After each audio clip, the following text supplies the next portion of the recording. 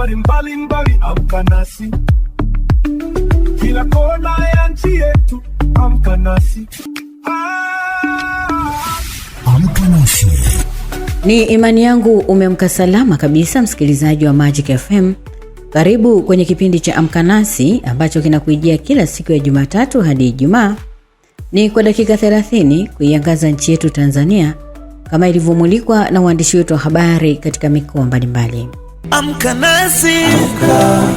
Amka nasi. Amka nasi. Kipindi chetu leo kinaanzia mkoani Geita ambapo tunasimuliwa kuwa mtoto aliyefahamika kwa jina la Carlos Edgar mwenye umri wa miaka 12, mkazi wa mtaa wa Compound Manispaa ya Geita, amefariki dunia kwa kujinyonga na kamba katika paa la nyumba, huku akiacha karatasi yenye ujumbe kwa mama yake mzazi. Tupate simulizi zaidi kutoka kwa Mrisho Sadik. Amening'inia kwenye kamba. Nikakuta umeme kufurikaje kupiga kelele kama njoo mnisaidie mwanangu.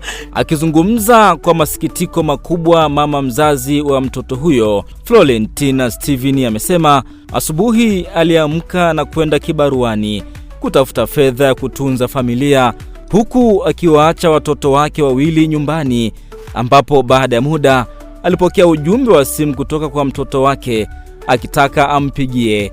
Wakati anafanya jitihada za mawasiliano ili ampigie, aliamua kurudi nyumbani haraka kujua changamoto zinazomkabili, ndipo alipokuta mwanae amefariki dunia. Nimefika huko, nimemwacha kabisa, nilikuwa nimemwacha amelala. Nilifika kwenye mida ya saa 3, ile saa 4 sasa nikawa naona simu mtoto wangu anabipu. Kabipu mara ya kwanza, kabipu mara ya pili. Nikajiuliza Carlos anataka nini? Na maana nimesahau kumwachia nini? Sukari. Kama ni sukari sana nitumie nini? SMS. Baadaye akaniambia akabipu tena. Nikasema kama ana shida atatuma nini? SMS. Alivyo bipu ya mwisho baadaye akatuma SMS akasema mama nipigie nina shida na wewe.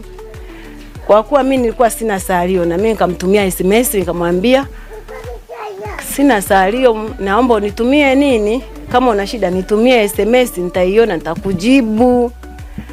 Hapo wala kupiga wala kufanya kitu chochote. Sasa nikasema nimeshamaliza kufanya kazi hapa, sina karibia kumaliza kufanya kazi. Subiri nifanye haraka ili nifanyeje nirudi nyumbani. Nilipomaliza kufanya kazi zangu narudi nyumbani kwenye mida ya saa 6 ile. Nafika hapa. Carlos napiga hivi pazia. Nilikuta mimi mwanangu amefanyaje? Amening'inia kwenye kamba. Nikakuta umeme kufurikaje kupiga kelele kama njoo mnisaidie mwanangu. Nikamwambia mwanangu amenifanyia maigizo gani, amekufa. Ameniacha mtoto wangu. Ameniacha mtoto wangu. Ndio nikapiga kelele nikauliza hivi watoto jamani hapa mwanangu kuna kitu kuna kitu amewaambia? Akasema hamna, hakuna alichowaambia chochote. Sisi tunajua Carlos yuko wapi. Yumo ndani tu amelala na mtoto. Mama mdogo wa marehemu anasema mtoto huyo alikuwa mtulivu, anashangaa maamuzi magumu aliyochukua. Marehemu alikuwa ni mtu mzuri sana. Alikuwa ananipenda, nilikuwa nampenda. Nilikuwa nikija nikaribisha vizuri. Nilipata taarifa muda wa saa 10 jana jioni. Nilipigiwa simu kutoka nyumbani. Sikuamini kwa sababu aliniambia Carlos amejiua. Nilikataa kwa sababu alikuwa ni mtiifu. Alikuwa ni mpole, alikuwa ni mnyenyekevu. Akiambiwa hata kama amemkosea mama, anawahi kuomba msamaha. Hata kama mama yake hayupo ametoka, anawahi yeye mwenyewe kujihukumu, anampigia mama yake simu. Hata kama hana salio ataomba simu kwa jirani ampigie mama yake simu, aombe msamaha. Na mama yake akishamwomba msamaha anasema ameshafanya kosa, ngoja kwanza niende nyumbani. Lakini siku ya jana nilipokea taarifa dada kuwepo, aliamka asubuhi akawa ameenda kwenye mihangaiko yake. Ilipofika muda wa saa 4 mtoto akaanza kumbipu mama. Akambipu mara ya kwanza kwenye simu. akamtumia meseji, mimi sina salio mwanangu, kuna nini? Mtoto sijui meseji ya kuiona. Akabipu tena mtoto mara ya pili, mara ya tatu akabipu. Dada akaanza kusema labda mtoto amekosa sukari nyumbani. Ila sukari mbona imo? Mwanangu ana shida gani? Akasema ngoja nifanye haraka nirudi nyumbani. Anarudi nyumbani, anakuta tayari mtoto ameshajinyonga bila kujua chanzo chochote. Kisa ni nini? Sababu ni nini? Mwenyekiti wa serikali ya mtaa wa Compound Seif Rajabu Sefu akizungumza kwa njia ya simu amesema alipokea taarifa za kifo cha mtoto huyo kutoka kwa mjumbe wake wa serikali ya mtaa, ambapo amesema sababu kubwa inatajwa kuwa ni ukali wa wazazi.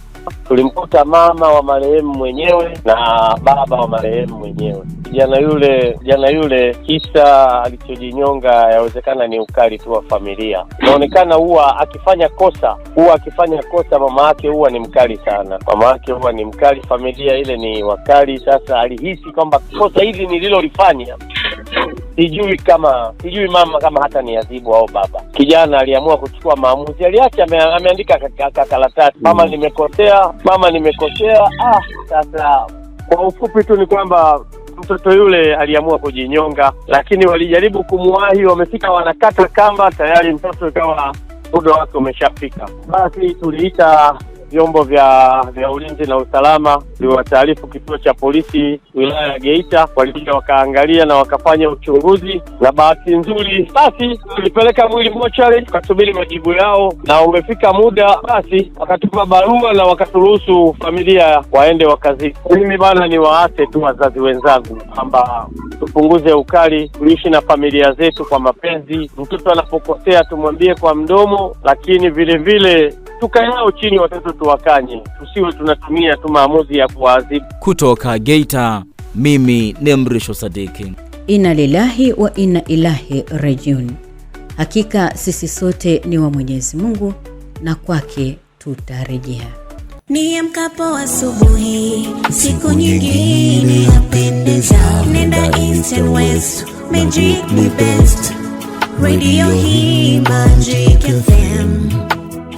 Nasikiliza mchana, mahali pekee pa maisha yangu. Jioni usiku, sikose hata siku kusikiliza Magic FM. Magic FM 2000.